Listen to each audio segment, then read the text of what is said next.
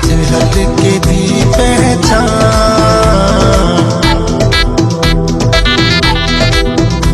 साडे हल्के दी पहचान। अस्सलाम वालेकुम नाज़रीन, मैं हूं आपका मेज़बान हशाम भट्ट और आप देख रहे हैं प्रोग्राम आज की बात विद हशाम भट्ट। ये जो मौजूदा सियासी सूरत हाल है, ये जो मौजूदा मुल्की सूरत हाल है, क्या लगता है आपको कि ये किस रुख जा रही है? ये दुश्वारियाँ, मुश्किलातें आखिर अवाम के लिए ही हैं? कौन से सियासतदान हैं जो अपना किरदार अदा कर रहे हैं अवाम की बेहतरी के लिए, और कौन से ऐसे सियासतदान हैं जो अपना किरदार अदा कर रहे हैं अवाम को दुश्वारियाँ बढ़ाने के लिए?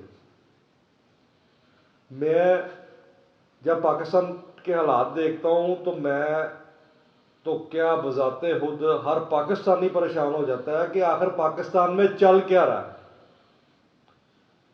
आज पाकिस्तानियों को दरपेश मसाइल पर गुफ्तगू करने के लिए जो मेरे प्रोग्राम में मेरे साथ मेहमान मौजूद है, वो किसी तारुफ के मुताबिक नहीं है। बड़े सीनियर तरीन सहाफ़ी भी हैं, तजिया नकार भी हैं, समाजी रहनमा भी हैं, हर दिल अजीज़ शख्सियत भी हैं।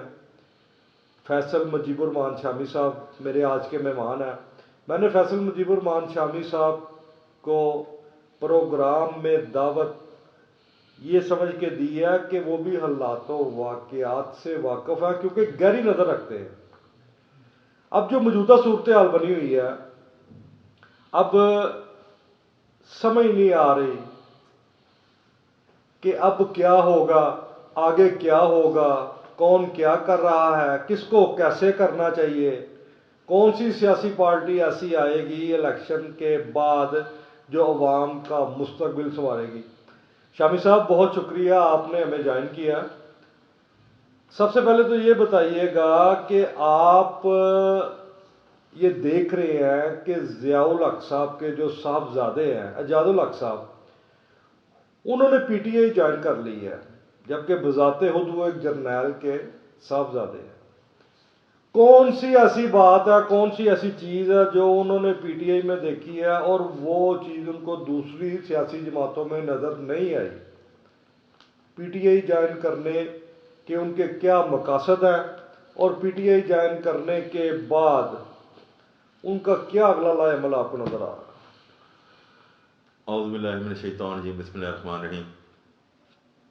देखें, आपने बात की मौजूदा सियासी सूरत हाल की, तो ये हमारा मुल्क है, पाकिस्तान है, और मैदान सियासत में आपको पता है कि कुछ किसी भी वक्त कुछ भी हो सकता है, दिन में रात और रात में दिन हो सकती हैं।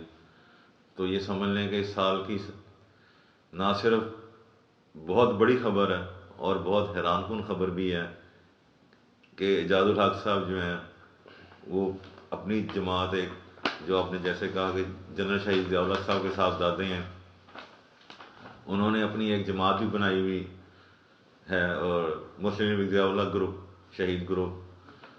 तो वो अपना इमरान खान साहब की जमात में शामिल हो गए बाकायदा तौर से। तो अब ये देखें कि ये बहुत हैरानकुन खबर तो है, लेकिन बहुत से लोगों के लिए इसमें कोई हैरानी वाली बात भी नहीं, क्योंकि जनाब एजाजुल हक साहब जो है वो बहुत देर से उनके बारे में बातें चल रही थी जी कि वो इमरान खान साहब की जमात में शामिल हो रहे हैं। क्योंकि देखें, एजाजुल हक साहब बहुत देर से मुशावरत कर रहे थे अपने दोस्तों से, और जब मुझे याद है कि लास्ट टाइम को 3-4 महीने पहले वो वालिद साहब के घर, शामी साहब के घर भी एक सिटिंग हुई थी जहाँ पे जनाब एजाजुल हक साहब भी मौजूद थे। तो उन्होंने बातों बातों में बात हुई थी, उन्होंने अपना एक राय का इजहार भी किया था कि हम जनरल जो हैं कि इमरान खान साहब की जमात में बाकायदा तौर पर शामिल होना चाह रहे हैं। और ये मशावरत जो है जनाब एजाजुल हक साहब की वो बहुत देर से चल रही थी कि जी वो अपनी जमात में के मतलब करके एक सरबराह हैं बाकायदा तौर पे, और वो अपनी जमात छोड़ के उनको मतलब दम कर लें तहरीक इंसाफ में। तो ये है कि क्योंकि वो उनके भी मियाँ नवाज शरीफ साहब से इख्तलाफात थे پیدا ہوئے تھے، اور وہ ان سے میاں نواز شریف صاحب سے اختلافات اور اعجاز الحق صاحب کے اختلافات جو ہیں وہ بھی کسی سے ڈھکی چھپی بات نہیں ہے. تو اور پھر اس کے بعد جب میاں نواز شریف صاحب سے اعجاز الحق صاحب الگ ہوئے. کہ ایسا نہیں ہے کہ میاں نواز شریف صاحب اور ضیاء الحق صاحب کے بہت گہرے مراسم رہے ہیں کسی زمانے میں؟ کون سی ایسی چیز ہے، کون سی ایسی بات ہے جس کی وجہ سے انہوں نے پی ٹی آئی میں شمولیت کی؟ جی دیکھیں، اب یہ تو ان کے دل کی بات ہے شاید، لیکن یہ سمجھ رہے ہیں کہ مطلب ہر جگہ اکثر یہ کہتے نظر آتے ہیں جی کہ ہم عمران خان کو پاکستانی عوام کے مسائل کا جو حل ہے وہ عمران خان کی صورت میں ان کو نظر آتا ہے، اور وہ عمران خان صاحب کے وہ زیادہ میرے خیال انسپائر تھے کہ مطلب، اور ان سے اپنے میرے خیال انسپائر ہو کے انہوں نے عمران خان صاحب کا یا اپنی مشاورت جو انہوں نے اپنے رفقا تھے جو ان سے دوست وغیرہ تھے انہوں نے مشاورت کے بعد ہی فیصلہ کیا. اور دیکھتے ہیں اب ایک فیصلہ انہوں نے کیا ہے، جیسے کہ آپ کو پتا کہ پہلے پرویز الہی صاحب بھی قابلی میں شامل ہو چکے ہیں، اس کے بعد اب یہ جناب اعجاز الحق صاحب بھی شامل ہو چکے ہیں. تو اب دیکھتے ہیں کہ جناب اعجاز الحق صاحب کا مستقبل اور ان کی جناب ضیاء الحق شہید گروپ جو ہے وہ آیا ختم کر دیا انہوں نے، یا اس کے ساتھ ساتھ وہ بھی چلائیں گے، اور ان کے مستقبل کا آئندہ کیا ہوگا وہ یہ بھی وقت بتاتا ہے آپ کو. اچھا، یہ بھی ایک ایشو چل رہا ہے کہ یہ جو پی ٹی آئی کے چیئرمین ہیں پاکستان تحریک انصاف کے جناب عمران خان صاحب، ان کے جو چاہنے والے ہیں، ان کے جو جیالے ہیں، ان کے جو ورکرز ہیں، وہ اپنے قائد کے حکم کا انتظار کر رہے ہیں. کس لیے کر رہے ہیں؟ فائنل میچ کھیلنے کے لیے. اب انہوں نے یہ انتظار لگا رکھا ہے کہ کس وقت ان کے قائد ان کو کیا احکامات دیتے ہیں، اور انہوں نے میچ کھیلنا ہے. وہ میچ کیا کھیلنا ہے؟ کیا اس میچ میں انسانی جانوں کے ضیاع کا بھی خدشہ ہے یا نہیں ہے؟ یہ موجودہ سیاسی صورتحال جو چل رہی ہے، ایک جانب پی ٹی ایم ہے، ایک جانب پی ٹی آئی ہے، اس صورتحال کی سمجھ کسی کو نہیں آ رہی. کیوں نہیں آ رہی؟ یہ صورتحال کب تک مزید چلتی ہے آپ کو دکھائی دے رہی ہے؟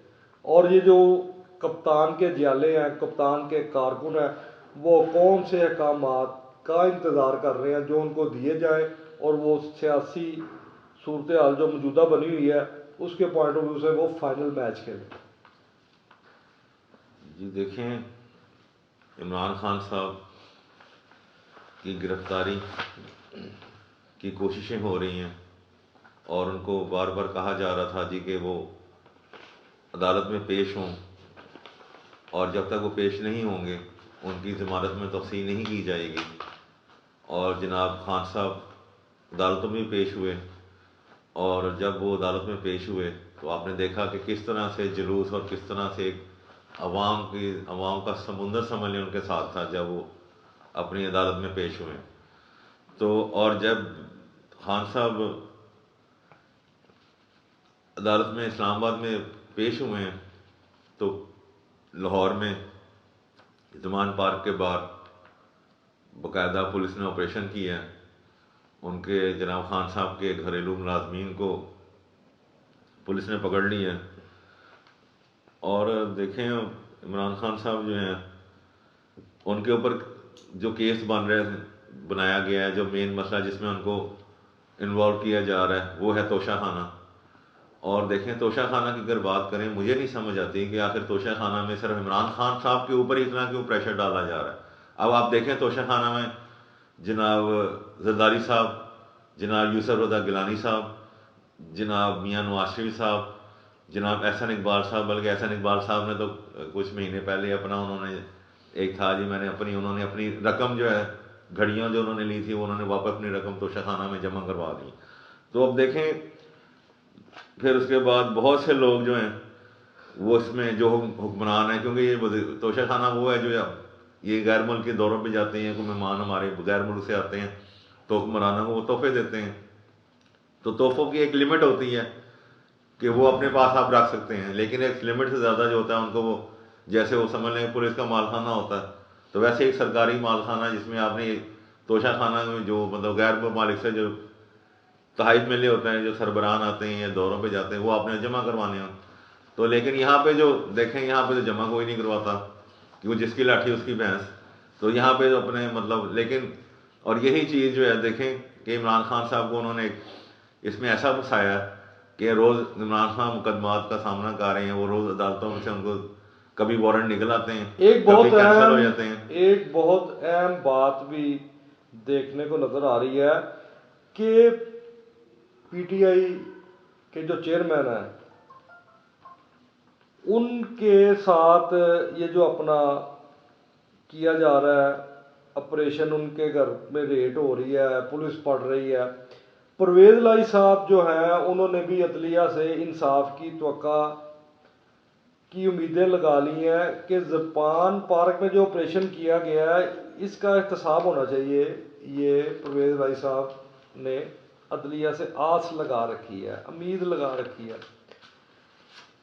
کیا سمجھتے ہیں اس آپریشن کا کیا مقصد تھا اور کون سی ایسی طاقتیں ہیں جنہوں نے اس آپریشن کو کروانے میں اپنا اہم کردار ادا کروایا؟ ایک طرف اوور آل دی ورلڈ میں نظر آ رہا ہے کہ عمران خان روانہ ہوتا ہے اسلام آباد کے لیے, پیچھے سے جو پولیس ہے وہ ہلہ بول دیتی ہے ان کی رہائش گاہ کے اوپر. کیا اس کا مطلب لیا جا سکتا ہے؟ یہ دیکھیں مقصد تو دیکھیں نا, مقصد تو اگر دیکھیں تو کسی کو کچھ سمجھ نہیں آ رہا.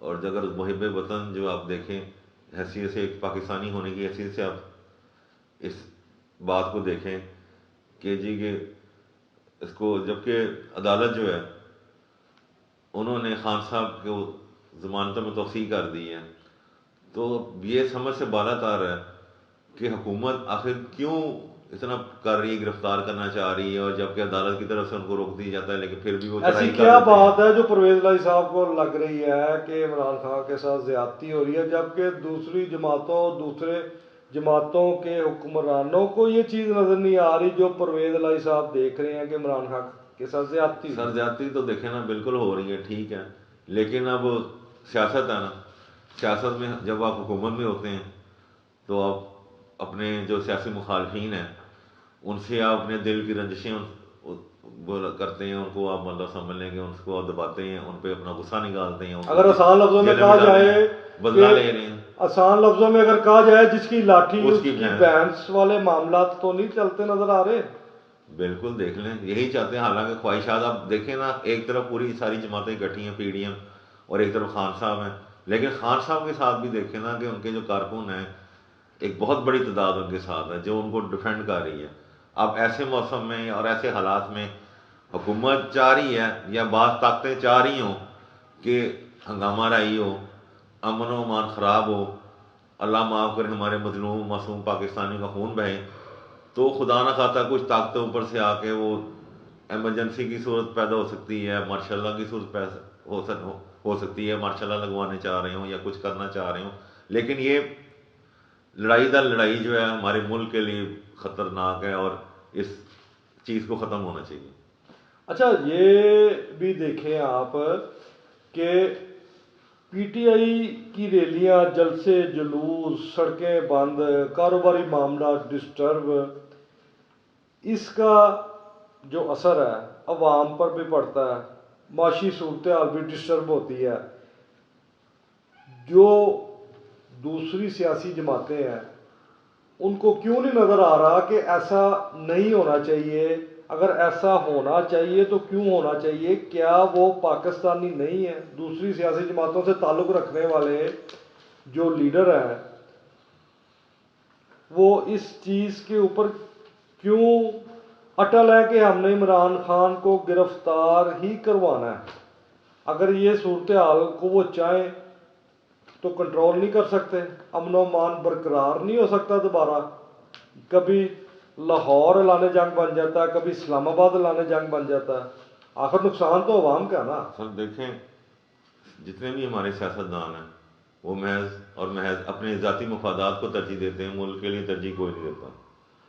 اب اس وقت جو آپ نے جیسے بات کی کہ معاشی صورتحال ہے, جب ہنگامہ رائی ہوتی ہے, جب کوئی جماعت مطلب ہڑتال کی طرف آتی ہے یا دھرنوں کی طرف آتی ہے, احتجاج کی طرف آتی ہے, تو دیکھیں اس پہ سارا جو ہے آپ کا نظام درم بھرم ہو جاتا ہے. اب آپ کو یاد ہوگا جب لاسٹ ٹائم خان صاحب نے طاہر القادری صاحب کے ساتھ مل کے دھرنا دیا تو اس وقت سمجھ لیں پورا اسلام آباد یرغمال بنا ہوا تھا, اور نہ آپ کو کوئی چیز ملتی, نہ کوئی, سارے دکان بند ہو جاتا. یہاں بھی دیکھیں کوئی بھی ہڑتال ہوتی ہے, کوئی بھی ریلی نکلتی ہے تو آس پاس کے پورے علاقے میں آپ وہ اس کو ہر علاقہ بند کرواتے ہیں. اس میں نہ پھر آپ کی دکانیں بند ہو جاتی ہیں, پھر آپ کے دفتر ہوتے ہیں اس ایریے میں وہ بند ہو جاتے ہیں, پھر کاروبار آپ کرنے کے مطلب قابل نہیں رہتے. جب دفتر بند ہوگا تو کاروبار آپ کیسے کریں گے, یا کام دکانوں پہ کیسے جا سکیں گے, اپنا روزگار کیسے کما سکیں گے. تو یہی پریشانی ہوتی ہے کہ جب کوئی جماعت احتجاج کی طرف آتی ہے تو عوام بیچاری جو ہے وہ ہر طرف سے پریشان, دھرنوں سے پریشان, پھر مہنگائی, قدر مہنگائی آپ کی والی بات کہ معیشت تباہ ہو گئی. تو جب ہماری دکاندار جس نے 2 وقت کا چولہا جلانا ہی مشکل ہے, جس کے لیے 2 وقت کا کیا کہہ سکتے ہیں کہ یہ مفاد کی جنگیں ہیں جس کی وجہ سے جو سیاسی دوسری پارٹیاں ان کو نظر نہیں آ رہی ہوتی. کبھی مسٹر اے پارٹی دھرنے دے رہی ہے, کبھی مسٹر بی پارٹی دھرنے دے رہی ہے. یہ ذاتی مفادات کی وجہ سے وہ عوام کی پرواہ نہیں کر رہے جو عوام پر مسلط سیاستدان ہیں. جی دیکھیں نا, میں نے بات کی کہ ہر سیاستدان, ہر سیاسی جماعت اپنے مفاد کے لیے سوچتی ہے. تو دیکھیں نا, یہ اقتدار کی جنگ ہے. اقتدار کا چسکا ایک ایسا ہوتا ہے, پروٹوکول ایسا ہوتا ہے, وہ ایک ایسا نشہ ہے اقتدار کا کہ وہ نہیں بھول سکتا. وہ ہر جو حکمرانوں کو جو ایسا چسکا ان کو لگا ہوا ہے. اب دیکھیں اتنے عوام, اتنی آبادی, کروڑوں کی آبادی میں سے صرف 5 یا 10% لوگ جن کے اجارہ داری سیاست میں. اب سیاستدان جو ہیں الیکشن ہوتا ہے, جی میرے پاس جی سمجھ لیں کہ کاف لیگ کا ٹکٹ آ گیا, آپ کے پاس جی نون لیگ کا ٹکٹ آ گیا, آپ کے پاس جی پی ٹی اے کا ٹکٹ آ گیا, فلاں کے پاس جی پیپل پارٹی کا آ گیا. تو کیا جی میں چاچے کا بیٹا ہوں, آپ نے لیا آپ پھپھو کے بیٹے ہیں, اور جی آپ تائی کے بیٹے ہیں, اور جی فلاں کا بیٹا. بات سیٹ رہنی برادری میں, ہارے جائے ہارے, کوئی بھی جیتے, کوئی گھر کی بات گھر میں رہے. تو یہاں جب تک برادری سسٹم ایک ایسا بنا ہوا آپ کا سیاست میں بھی, ہر جگہ بھی, اور جب تک اپنے مفاد کے لیے, مفاد سے باہر نکلیں گے, اپنے ذاتی خیالات کو چھوڑیں گے, ذاتی آسائشوں کو, مطلب ذاتی لالچ کو چھوڑ کے ملک کے لیے جب تک آپ اکٹھے نہیں ہوں گے, جب تک, میں نے پہلے بھی جیسے آپ کے پروگرام میں کہا تھا کہ جب تک سارے سیاستدان ایک میز پہ نہ بیٹھیں تب تک آپ کے مسائل نہیں حل ہو سکتے. نہ مہنگائی کم ہوگی, نہ آپ کے لڑائی جھگڑے ختم ہوں گے, نہ سیاستدانوں کے ختم ہوں گے, اور نہ عوام ترقی کر سکے گی. یعنی کہ آپ کے کہنے کا مقصد ہے کہ اگر تمام سیاسی جماعتیں مل بیٹھیں تو کافی حد تک مسائل پر قابو پا لیا جائے گا, اور وطن عزیز کی جو معاشی صورتحال ہے اس میں بھی بہتری آئے گی. اچھا, یہ سمجھ رہے ہیں آپ, دیکھ رہے ہیں کہ آخر چاہے ادھر کی بات کر لو یا ادھر کی کر لو, کان ادھر سے پکڑو یا ادھر سے پکڑو, بلی کا بکرا تو عوام ہی بن رہی ہے. بالکل. شامی صاحب سے بڑی تفصیلی گفتگو ہوئی ہے ہماری موجودہ سیاسی صورتحال کے اوپر, لیکن شامی صاحب کا بھی یہی کہنا ہے کہ سیاسی جماعتوں کو چاہیے کہ مل بیٹھ کر کوئی نہ کوئی صورتحال نکالیں. عوام تو آلریڈی معصوم ہے, عوام تو آلریڈی مظلوم ہے, عوام تو آلریڈی ضرورت مند ہے. خوددارہ سیاسی جماعتوں کو چاہیے کہ اپنی ذاتی عداوتیں, ذاتی جنگیں بند کریں اور عوام کے مفاد کے لیے مل بیٹھ کر سوچیں تاکہ پاکستان ترقی بھی کر سکے, اور پاکستان کا جو مستقبل ہے, جو پاکستان کا نوجوان ہے, ہمارا پاکستانی شہری ہے, وہ بھی سکھ کا سانس لے. ناظرین, انشاءاللہ اگلے ملاقات میں جلد آپ سے دوبارہ ملاقات ہوتی ہے. اپنے میزبان حشام بٹ کو اجازت دیں. پاکستان زندہ باد. اگلے